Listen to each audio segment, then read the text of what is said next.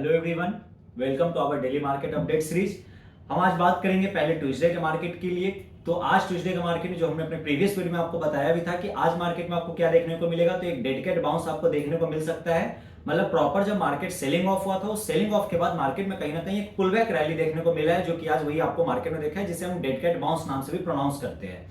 तो सेम ये चीजें देखने को हमें कहीं ना कहीं मिला है। मोस्ट ऑफ द स्टॉक्स में कहीं ना कहीं मार्केट क्या हुआ है, तो अप्रोक्सीमेटली कल के फॉलिंग का 38%, 50%, किसी में 30% अप्रोक्सीमेटली सारे स्टॉक्स में कहीं ना कहीं रैली था। तो जैसे कि कल के मार्केट में मतलब मंडे के सेशन में क्या रहा मार्केट में कि मार्केट में ओवरऑल सारे इंडेक्स निगेटिव रहे थे। सेम उसी पॉइंट आज अगर मार्केट की अगर बात करें तो मार्केट में आज मोस्ट ऑफ द स्टॉक्स से सारे स्टॉक्स कहीं सेक्टर स्टॉक्स जो थे आज मार्केट में पॉजिटिव ही साइड पे थे।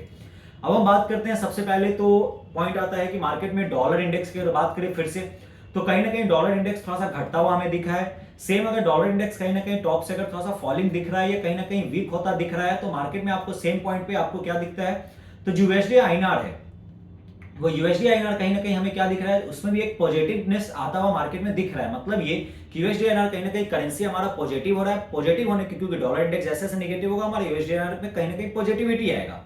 तो सेम पॉइंट पे यही चीज है। इसके बाद अगर हम बात करें तो ये दोनों हमारा हो गया जो कि करेंसी साइड पे मेनली मार्केट का एक ओवरव्यू के लिए।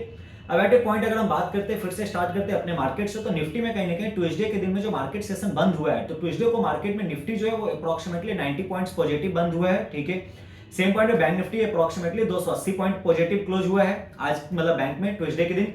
सेम पॉइंट पे निफ्टी और बैंक निफ्टी के अंदर अगर बात करें तो जो पुलबैक आप देखिए वो तो ठीक है, बट सेम पॉइंट पे इंडिया विक्स की अगर बात करें तो इंडिया विक्स में एक अच्छा खासा फॉलिंग देखने को मिला है। मतलब इंडिया विक्स अप्रोक्सीमेटली ट्यूसडे के ट्रेडिंग सेशन में 6% का कहीं ना कहीं फॉल डाउन दिया है, जो कि इंडिया विक्स अभी कंटिन्यू अभी जो मार्केट में ट्रेड कर रहा है, इंडिया विक्स का रेट है वो अप्रोक्सीमेटली 14.66 के अप्रॉक्स है।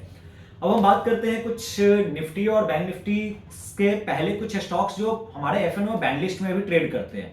तो अभी के लिए जो करेंटली 3 स्टॉक है जो मार्केट में बैंड लिस्ट में है, हिंदुस्तान कॉपर, आरबीएल बैंक और मन्नापुरम फाइनेंस। ये 3 ऐसे स्टॉक है जो कहीं ना कहीं हमारे अभी बैंड लिस्ट में चल रहे हैं मार्केट में। बट 2 स्टॉक ऐसा है जो एडिशनल जो कल हो सकता है कि मार्केट में कहीं ना कहीं बैंड लिस्ट में वो ऐड हो जाए। क्यों? क्योंकि उसका market wide position limit lump sum 90% के एबव जा चुका है, जो कि हमारा बंधन बैंक और एल फाइनेंस, ये 2 स्टॉक हो सकते हैं जो कहीं ना कहीं कल बैंड लिस्ट में मार्केट में ऐड हो जाए। अब हम बात करते हैं कुछ सेक्टर्स के बारे में। तो सेक्टर्स में वही चीज है, सेम पॉजिटिव साइड पे आपको निफ्टी, मीडिया, एनर्जी, मेटल, ये सब सारे के सारे सेक्टर्स आपको क्या है, पॉजिटिव है। But at the same time आपको निफ्टी आईटी मार्केट में कल जो रहा है वो क्या रहा है, ट्यूसडे सेशन में निगेटिव रहा है। और मार्केट में ओवरऑल आप जो बात करें तो फिर ऑटो, एफएमसीजी और फाइनेंस, ये ऐसे सेक्टर हैं जो कि कहीं ना कहीं मार्केट में रेंज बाउंड रहे हैं कल के दिन। अब हम फिर से आते हैं अपने निफ्टी की तरफ। तो निफ्टी और बैंक निफ्टी का जो आपको ओवरऑल पीसीआर डेटा है, वो पीसीआर डेटा कहीं ना कहीं आपको नेगेटिव साइड पे ही अभी बता रहा है। मतलब ये कि ऑन एन एवरेज अगर निफ्टी और बैंक निफ्टी का पीसीआर जो है वो कहीं ना कहीं अप्रोक्सीमेटली 0.7 के आसपास ही वेरी कर रहा है। मतलब ये कि 0.7 नियर टू आपको मार्केट नेगेटिव साइड पे ही कहीं ना कहीं प्रेडिक्ट करवाता है। अब हम चलते हैं चार्ट पे। तो चार्ट पे देखते हैं कि कल के लिए मार्केट में क्या अपडेट हो सकता है, कल का मार्केट का क्या ओवरव्यू रहेगा। इसके लिए हम चार्ट पे देखते हैं। तो यहाँ पे आपके पीछे में जो दिख रहा है चार्ट, वो हमारा क्या है, निफ्टी 50 का चार्ट हमारे सामने आपको लगा हुआ दिख रहा है।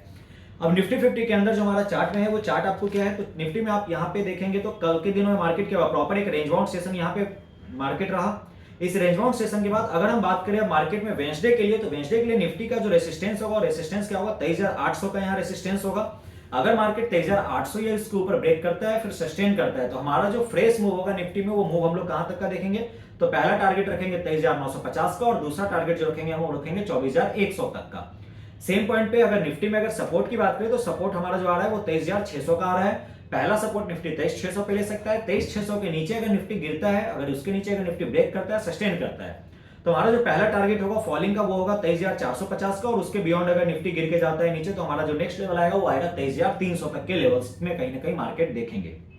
सेम पॉइंट पे बात करें बैंक निफ्टी की, तो according to chart analysis bank Nifty में आपको वहां पे आपको कुछ लेवल्स आपको ऊपर में प्लॉट होते हुए दिख रहे होंगे स्क्रीन पे। तो बैंक निफ्टी का जो लेवल्स है वो कुछ इस तरीके से। बैंक निफ्टी भी आज भी मार्केट में मतलब कहीं ना कहीं ओवरऑल देखा जाए तो रेंज बाउंड ही रहा है, क्योंकि मार्केट सुबह तो रैली दिया था एक टाइम पे मार्केट में कहीं ना कहीं बैंक निफ्टी 450 पॉइंट का रैली दिया, बट उसके बाद फिर क्या हुआ, गिर के उसी जोन में आके और कहीं ना कहीं 250 पॉइंट 280 पॉइंट के अप्रॉक्स में क्लोज हो गया।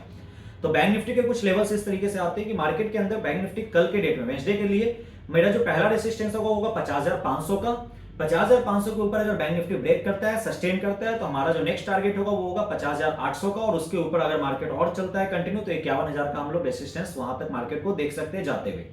सेम पॉइंट पे सपोर्ट की अगर बात करें तो मार्केट का पहला सपोर्ट आता है 50,000 पे। अगर 50,000 पे मार्केट अगर आता है, वहां अगर मार्केट उसके लेवल के नीचे ब्रेक करता है, फिर सस्टेन करता है, तो हम वहां से जो फॉलिंग देखेंगे वो फॉलिंग देखेंगे 49,700 का। अगर 49,700 के नीचे अगर और बैंक निफ्टी गिर के जाता है तो बैंक निफ्टी का जो नेक्स्ट लेवल आएगा गिरते हुए वो आएगा 49,500 का। ये लेवल्स आएगा कल के इंट्राडे सेशंस की अगर हम बात करें तो।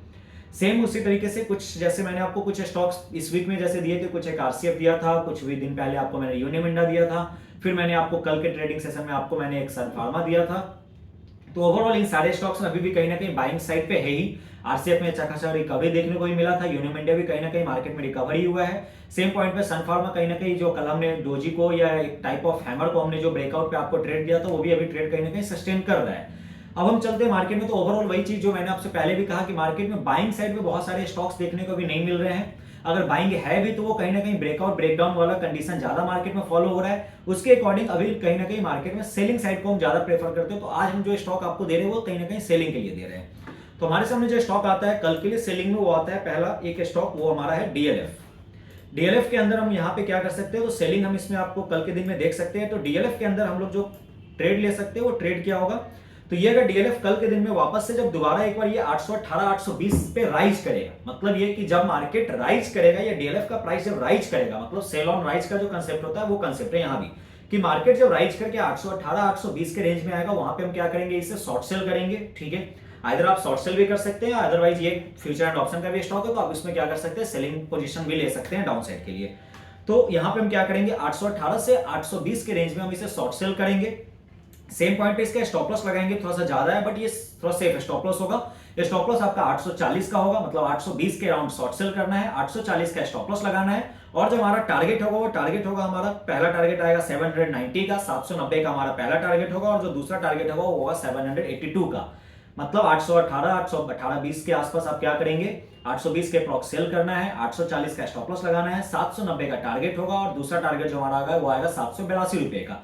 कल के दिन अगर बात करें तो कुछ स्टॉक्स में और आप सेलिंग देख सकते हैं, मतलब उसके हम अभी लेवल्स आपको नहीं दे रहे, बट वो आप कंसेप्ट ये रख सकते हैं कि राइज सेल ऑन राइज, मतलब जब भी मार्केट बढ़ेगा वो स्टॉक्स अगर चढ़ेंगे तो आप उसमें कहीं ना कहीं सेल कर सकते हैं। तो सेलिंग साइड पे आप दो स्टॉक्स देख सकते हैं और नजर में, एक वेदांता और सेम एक टाइम पे आपको एपीएल अपोलो पाइप्स। ठीक है, तो एक वेदांता और अपोलो एपीएल अपोलो, आप इन दोनों को सेलिंग पे रख सकते हैं। अगर वो जब भी मार्केट राइज करेगा तो आप उस पर सेलिंग जा सकते हैं। सेम पॉइंट पे अगर बाइंग की बात करें तो बाइंग फिर से कहीं ना कहीं आपको एक फार्मा स्टॉक्स में ही थोड़ा बहुत कहीं ना कहीं पॉजिटिविटी मार्केट में दिखता हुआ आ रहा है।